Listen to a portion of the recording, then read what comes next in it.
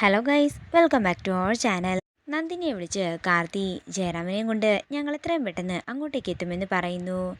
അപ്പോൾ ജയേട്ടൻ്റെ ശിക്ഷയൊക്കെ കഴിഞ്ഞു എന്ന് നന്ദിനി ചോദിക്കുമ്പോൾ എല്ലാം കഴിഞ്ഞെന്നും ബാക്കിയെല്ലാം വന്നിട്ട് പറയാമെന്നും പറഞ്ഞ് കാർത്തി കോള് കട്ട് ചെയ്യുന്നു. അങ്ങനെ എല്ലാവരും ജയറാമിനെ കാത്തു നിൽക്കുന്ന സമയത്ത് രാജലക്ഷ്മി അമ്മയും കൈമളും കൂടി ആദ്യം തന്നെ ഒരു വണ്ടിയിൽ വരുന്നു. അമ്മേ, ജയേട്ടൻ എന്തെന്ന് ചോദിച്ചുകൊണ്ട് നന്ദിനിയും സാവിത്രിയും എല്ലാവരും ഇറങ്ങി ചെല്ലുകയാണ്. പെട്ടെന്ന് തന്നെ രാജലക്ഷ്മി അമ്മ പൊട്ടിക്കരയുന്നു.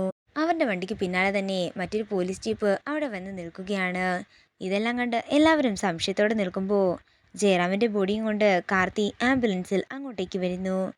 ഇത് കണ്ട് എല്ലാവരും പകച്ചു നിൽക്കുമ്പോഴാണ് ജയറാമിൻ്റെ ബോഡിയും കൊണ്ട് കാർത്തി പുറത്തേക്ക് ഇറങ്ങുന്നത്.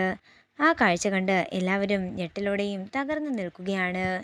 മീനാക്ഷി നന്ദിനിയും ജയറാമിൻ്റെ അടുത്തേക്ക് ഓടി ചെല്ലുകയാണ്. പിന്നീട് കാണിക്കുന്നത് ജയറാമിൻ്റെ ചിതയ്ക്ക് തീ കൊളുത്താൻ ഒരുങ്ങുന്നതാണ്. അതേസമയം തന്നെ ഇന്ദ്രജയും വക്കീലും കൂടി ഒരു ബൊക്കെയായിട്ട് അങ്ങോട്ടേക്ക് എത്തിയിട്ടുണ്ടായിരുന്നു.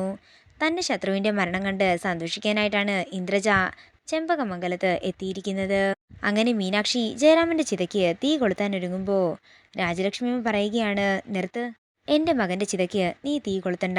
നീ ഒരൊറ്റൊരാൾ കാരണമാണ് എൻ്റെ മകന് ഇന്ന് ഈ അവസ്ഥയുണ്ടായത്. എൻ്റെ മകൻ്റെ പട്ടടയ്ക്ക് തീ കൊളുത്താനുള്ള ഒരർഹതയും നിനക്കില്ലെന്ന് രാജലക്ഷ്മിയമ്മ ദേഷ്യത്തോടെ പറയുമ്പോൾ അവിടെയുള്ളവരെല്ലാവരും ഞെട്ടലോടെ ലക്ഷ്മിയമ്മയെ നോക്കുന്നു.